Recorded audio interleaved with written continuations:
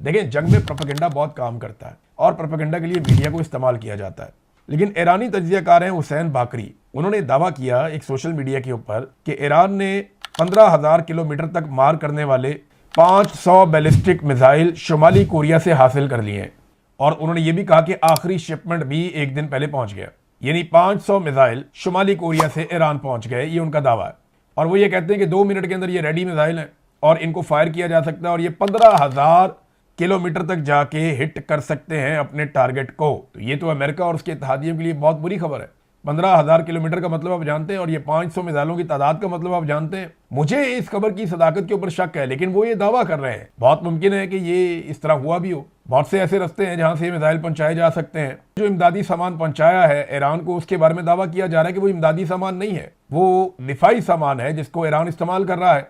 और गुज़िश्ता एक हफ्ते से हम देख रहे हैं कि ईरान की फिजाई दिफाई हदूद जो फिजाई हदूद है, उसका दिफा बड़ा मजबूत हुआ है और वो गिराना शुरू हो गया अमेरिकन तैयारे।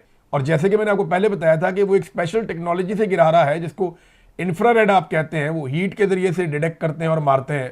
ये एक्सपेक्ट ही नहीं कर पा रहे थे कि ईरान ऐसे भी करेगा। बहरहाल अगर ये हथियार आ गए हैं तो मैं आपको वैसे बता देता हूं कि अमेरिका का ईरान से फासला कितना है।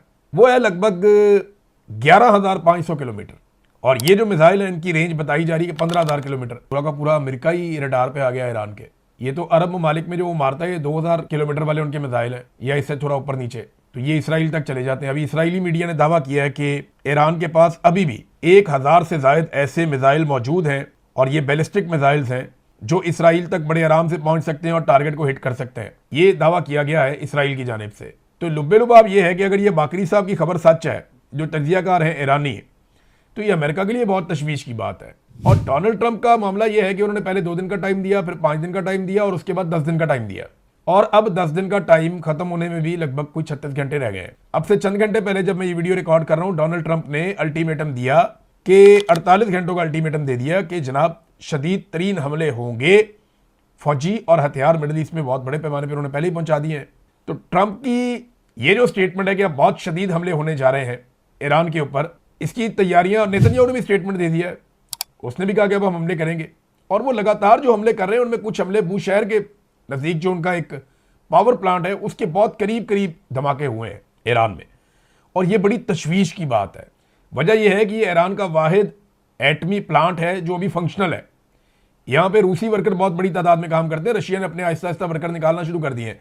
अभी उन्होंने अपने 198 अमले के मजीद लोग वहां से निकाले हैं और वार्निंग दी है कि ये ताबकारी फैल सकती है। अगर ये ताबकारी फैलती है तो अब्बास अराक्ची जो वज़ीर ख़ारजा ईरान के, उन्होंने ये कहा कि जौहरी प्लांट से ताबकारी अगर फैलती है या कुछ ऐसा होता है तो ईरान और खलीज में जिंदगी का खात्मा हो जाएगा। ये इतनी बड़ी तबाही होगी अगर ये ताबकारी फैलती है तो बड़ी मुसीबत बन जाएगी। बहुत बेशुमार बीमारियां फैल जाएंगी, हालात बहुत मुश्किल हो जाएंगे इस खित्ते में रहने, पाकिस्तान तक के लिए मुश्किलात पैदा हो जाएंगी। दूसरा एक जो तर्जुमान है उनकी फौज के, उन्होंने भी स्टेटमेंट दिया। उन्होंने कहा अगर ये जंग बढ़ती है, जैसे कि ट्रंप कह रहा है 48 घंटे के बाद हम तनसीबात पे हमला करेंगे, क्योंकि पीट हेग्सेट जो ट्रंप का वजीर दिफा है उसने ये दावा किया और उसने ट्रंप को ये मशवरा दिया। और ये अमेरिकन मीडिया के ऊपर रिपोर्ट हो रहा है कि अमेरिका सीरियसली इस बात को अब दुरुस्त समझता है कि ईरान के इंफ्रास्ट्रक्चर को निशाना बनाना ठीक है। पुलों को तबाह करें, यूनिवर्सिटियों को तबाह करें, अस्पतालों को तबाह करें, जो ऑयल तनसीबात हैं उनको तबाह करें, जो बाकी प्लांट्स हैं, पावर प्लांट्स हैं, उनको तबाह करें।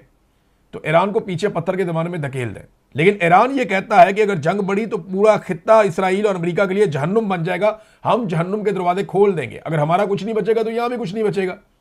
तो ये अरब ममालिक के लिए एक बहुत बड़ी मुसीबत बन जाएगा।